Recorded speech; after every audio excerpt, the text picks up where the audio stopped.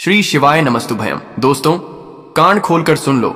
सब लोग आज जो बात कहने जा रहा हूं वह सिर्फ एक संदेश नहीं है, बल्कि आपके भाग्य की उस बंद किस्मत की चाबी है जो वर्षों से दुखों के ताले में बंद है। 2 अगस्त शनिवार, ये कोई आम शनिवार नहीं है। यह वह पावन नवमी तिथि है जो केवल श्रावण मास में आती है। और जब यह शनिवार को पड़ जाए तो महादेव स्वयं कह उठते हैं, जो इस दिन एक दीपक और 108 चावल के दाने से उपाय करेगा उसका भाग्य मैं स्वयं लिखूंगा। शिव महापुराण से सीखें भाग्य को कैसे बदला जाता। शिव महापुराण कहता है कि श्रावण का हर दिन पुण्यवर्धक है, लेकिन नवमी तिथि का दिन विशेष रूप से अद्भुत है। इस दिन शिव का तत्व पृथ्वी पर पूर्णता से व्याप्त होता है। इस दिन जो व्यक्ति सच्चे मन से कोई छोटा सा भी उपाय करता है, वह सिर्फ कर्म नहीं करता बल्कि शिव तत्व को स्पर्श करता है, और तब शिव महादेव उसके जीवन के सारे बंधनों को काटकर उसके भाग्य को पुनः लिखते हैं। बस एक उपाय, 108 चावल के दाने और एक दीपक। हाँ, आपने बिल्कुल सही सुना ना, कोई भारी पूजा ना लंबा अनुष्ठान, सिर्फ 108 चावल के दाने और एक दीपक। इतना सा कार्य, लेकिन परिणाम जैसे अंधकार में अचानक सूरज फूट पड़े। जो लोग संघर्ष कर रहे हैं, यह आपकी पुकार का उत्तर है। अगर आप बेरोजगारी से जूझ रहे हैं, व्यापार में घाटा देख रहे हैं, शादी में बाधा है, संतान की चिंता से रातों को नींद नहीं आती, पैसों की तंगी ने आत्मविश्वास छीन लिया है, मानसिक शांति भंग हो चुकी है, तो यह उपाय आपके लिए शिवजी की ओर से एक सीधा आमंत्रण है। इस दिन उपाय क्यों करना चाहिए, पूरी बात को ध्यान से सुना। महाराज कारण एक नवमी तिथि ब्रह्मांडीय शक्ति से परिपूर्ण शिव महापुराण के अनुसार नवमी तिथि वह दिन है जब शिव शक्ति और पार्वती शक्तियां धरती पर सर्वाधिक सक्रिय रहती हैं। यह दिन किसी भी साधना, उपाय या संकल्प के लिए 100 गुना फलदायी होता है। कारण 2 शनिवार लक्ष्मी तत्व का दिन, शनिवार नवमी का दिन है। गुरु ग्रह का जो जीवन में संतुलन, ज्ञान, समृद्धि और धन का कारक है। और जब यह शनिवार श्रावण के नवमी से जुड़ जाए तो समझिए यह शिव और लक्ष्मी दोनों का योग बन जाता है। कारण 3, 108 चावल ब्रह्मांडीय ऊर्जा का प्रतीक। 108 कोई सामान्य संख्या नहीं है, गणना की पूर्णता की संख्या है। जैसे 108 माला के दाने, 108 शिवनामा, 108 उपनिषद, चावल शुद्धता और स्थायित्व का प्रतीक है। जब आप 108 चावल और एक दीपक और एक की और एक पाक का जलाते हैं तो आप शिव तत्व से सीधा जुड़ाव स्थापित करते हैं। आज के इस श्री सावण शिव महापुराण की कथा, आज की इस व्यास पीठ पर एक पत्र आया है, ध्यान से सुने। महाराज, नवमी तिथि का विशेष महत्व एक सच्ची घटना, एक महिला की बदली हुई जिंदगी। जयपुर की सीमा शर्मा नाम की महिला ने पिछले साल हमारी इसी वीडियो से श्रावण नवमी का उपाय सुना। उनके पति लंबे समय से व्यापार में घाटे में चल रहे थे, घर में तनाव, पैसों की तंगी, बेटा मानसिक तनाव में। सीमा जी ने बस एक बात सुनी, 108 चावल और एक दीपक, और श्रद्धा से इस उपाय को किया। आज 1 साल बाद उनका बेटा सरकारी नौकरी में है, पति का व्यापार दोबारा खड़ा हो चुका है, घर में सुख शांति और रोज तुलसी के पास दीपक जलता है। जब हमने उनसे पूछा, आपको विश्वास कैसे हुआ, उन्होंने बस एक बात कही। उस दिन मेरे दिल ने कहा, शिव जी मुझे बुला रहे हैं और मैंने उनकी पुकार सुनी। क्या मिलेगा इस उपाय से? कोई भी इस दिन 108 चावल और एक दीपक का यह सरल कार्य करेगा, उसे मिलेगा भाग्य की रेखा में परिवर्तन, नौकरी और व्यवसाय में स्थायित्व, मानसिक तनाव से मुक्ति, देवी लक्ष्मी का स्थायी वास, शिव जी की असीम कृपा, रोग दरिद्रता और दुख का अंत। अगर कोई कारणवश उपाय ना कर पाए, तो अगर आप किसी कारणवश यह उपाय नहीं कर सकते, तो बस एक दीपक अपने घर की तुलसी माता के सामने जलाएं और बोले यह मंत्र, ओम नमः शिवाय। नवमी तिथि कृपा कर जीवन के तम को दीप से हर याद रखिए। नवमी तिथि खाली ना, जैसे लाडली बहना योजना का पैसा कोई नहीं छोड़ता, वैसे ऐसे ही इस श्रावण नवमी का अद्भुत दिन मत छोड़िए। आज की 2 भाग्यशाली राशियां विशेष ध्यान दें। सबसे पहले राशि है सिंह राशि। आज आपकी कुंडली में लक्ष्मी योग बना है। दूसरी और विशेष राशि है मकर राशि। पुराने कर्ज खत्म होंगे, नया अध्याय शुरू होगा। जिन्होंने पिछली वीडियो में कमेंट किया था शिव कृपा कब मिलेगी, तो उत्तर है आज। इसी उपाय में अगर आप चाहते हैं कि आपके नाम और राशि के अनुसार हम अगली बार खास उपाय लेकर आए, चलते हैं अब उसे विशेष उपाय की तरफ, जो कि हमें कल नवमी तिथि के दिन करना है। तो दोस्तों, इस 108 चावल के दाने वाले उपाय को हमें इस शनिवार सावन की नवमी तिथि के दिन कैसे करना है, किसको करना है, किस समय करना है और कहां पर करना है, ये सारे सवालों के जवाब आपको इस वीडियो में मिल जाएंगे। और जो यह वीडियो देखेगा भाई, उसको 108 चावल के दाने वाला उपाय जरूर करना चाहिए, क्योंकि इस दिन एक चावल के दाने का भी बहुत ही बड़ा और विशेष महत्व होता है। और जब बात 108 चावल के दाने की, तो यह सोने पर सुहागा वाली बात हो जाती है और यह एक बहुत ही बड़ा उपाय हो जाता है इस शनिवार सावन की नवमी तिथि का। तो अब दोस्तों, इस 108 चावल के दाने वाले उपाय को आखिर करना किसको है, सबसे पहले हम लोग वह बात जान लेते हैं। तो देखो, घर की जो बड़ी माताएं बहनें होती हैं, उन माताओं बहनों में से कोई भी एक बड़ी माता बहन इस वाले उपाय को कर सकती हैं। और दोस्तों, अगर आप चाह तो अपने घर में से सभी सदस्यों को भी इस उपाय को करवा सकते हैं। अगर किसी व्यक्ति की कोई मनोकामना है, खुद की कोई दुख और परेशानी है जो कि वह अपने लिए ही करना चाहता है, इस वाले उपाय को तो वह खुद अपने लिए भी कर सकता है। बाकी अगर कोई घर में से ऐसा है जो कि अपने पूरे घर परिवार की सुख और शांति के लिए यह वाला उपाय करना चाहता है, तो भाई वह भी कर सकता है, उसमें भी कोई दिक्कत वाली बात नहीं है। कहने का मतलब यह है कि इस उपाय को हर एक सदस्य भी कर सकता है और पूरे घर परिवार के सदस्य के लिए घर की बड़ी माताओं बहनों कोई एक माता बहन भी कर सकती है। माताएं बहनें अगर घर में उपस्थित ना हो या वह यह वाला उपाय ना कर पा रही हो, तो फिर घर का कोई बड़ा सदस्य भी इस 108 चावल के दाने वाले उपाय को कर सकता है, चाहे फिर वह पुरुष ही क्यों ना हो, उसमें कोई भी दिक्कत वाली बात नहीं है। अब दोस्तों, इस बहुत सारे लोग प्रश्न करते हैं, हर एक उपाय को करते समय क्या हम इस उपाय को घर पर कर सकते हैं? तो इस वाले उपाय को आप नहीं कर सकते हो। इस वाले उपाय को करने के लिए आपको शिव जी के मंदिर ही जाना पड़ेगा। उसके बाद में दोस्तों, जो अगला प्रश्न निकल कर आता है वह यह आता है इस उपाय को लेकर कि आखिर इस उपाय को हमें किस समय करना है, सुबह के समय करना है कि शाम के समय करना है। तो देखो, इस वाले उपाय को आप लोग सुबह के समय भी कर सकते हो और शाम के समय प्रदोष काल में भी कर सकते हो। अब अगर आप पूछो कि भाई सबसे उत्तम समय कौन सा रहेगा इस 108 चावल के दाने वाले उपाय को करने, हम आपसे बस यही कहेंगे कि इस उपाय को आप सुबह के समय करेंगे तो ज्यादा बेहतर होगा। बाकी अगर प्रदोष काल शाम के समय भी करेंगे तो भी अच्छा होगा, उसमें कोई भी दिक्कत वाली बात नहीं है। तो अब दोस्तों, जो अगली सबसे बड़ी और महत्वपूर्ण बात आती है वह यह आती है कि सुबह अगर हम उपाय को करेंगे तो हमें कितने बजे से लेकर कितने बजे तक के बीच में करना है, और शाम के समय प्रदोष काल में करेंगे तो हमें कितने बजे से लेकर कितने बजे के बीच में करना है। तो देखो, सुबह यदि हो सके आप उपाय को करने की कोशिश करना। बाकी अगर किसी कारणवश लेट भी हो जाओ, थोड़ी देर भी हो जाए, तो 10 या 11 बजे तक भी आप उपाय कर लेना, पर 12 बजे से ज्यादा देरी ना हो, ठीक है? इस बात का ध्यान रखना। उसके बाद में दोस्तों, अगर शाम के समय में प्रदोष काल की बात करें, प्रदोष काल का जो समय है होता है वह शाम के 6 बजे से शुरू हो जाता है। मतलब शाम के 6 बजे से लेकर 7 बजे के बीच का जो समय होता है, यह समय प्रदोष काल का समय होता है।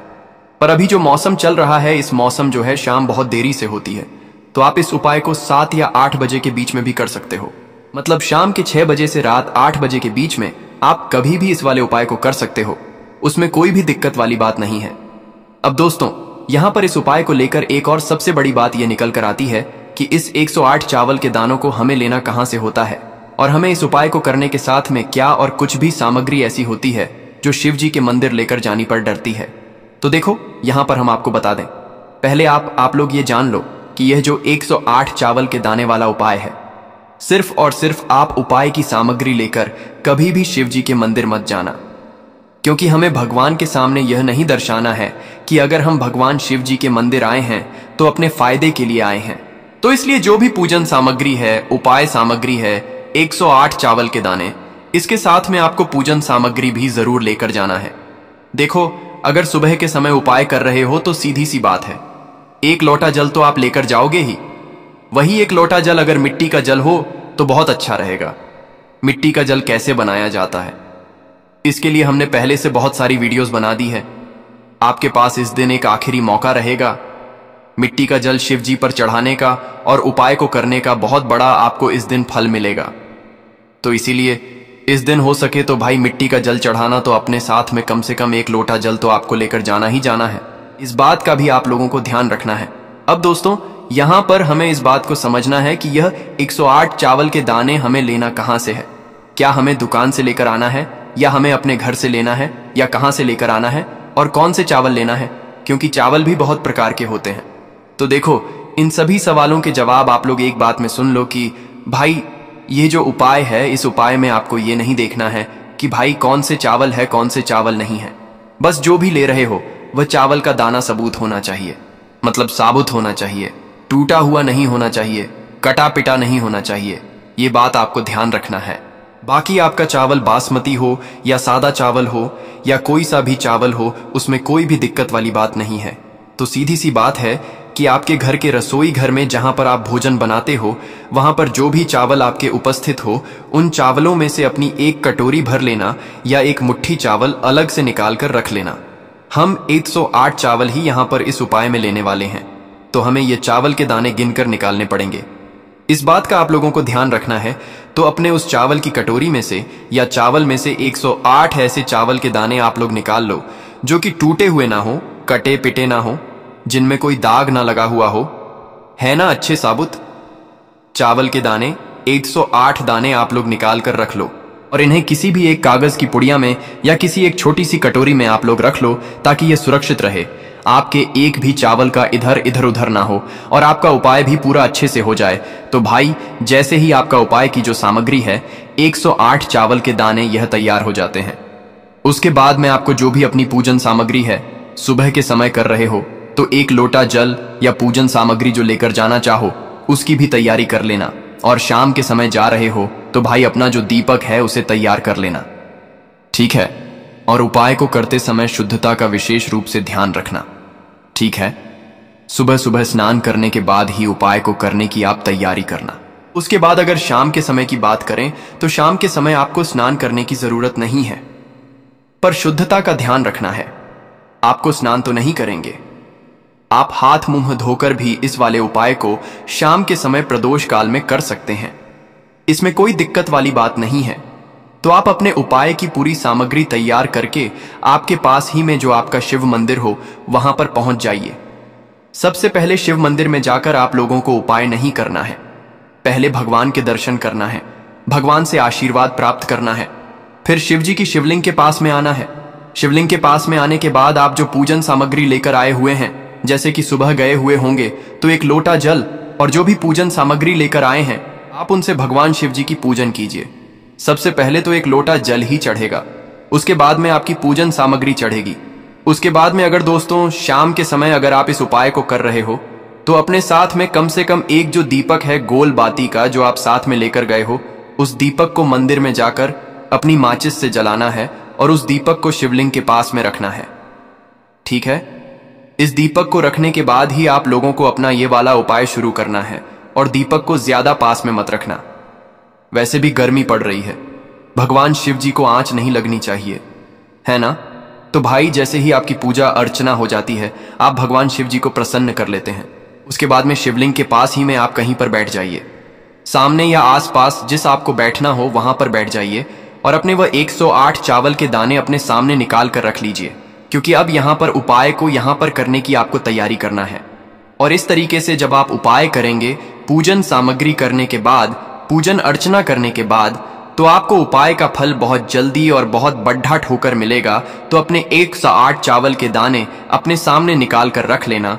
और यह जो उपाय है यह आपकी सीधे हाथ की हथेली से होगा, इसलिए इस बात का भी विशेष रूप से ध्यान रखना है। हाथ की हथेली का प्रयोग करके ही आप लोग अपना इस वाले उपाय को करना।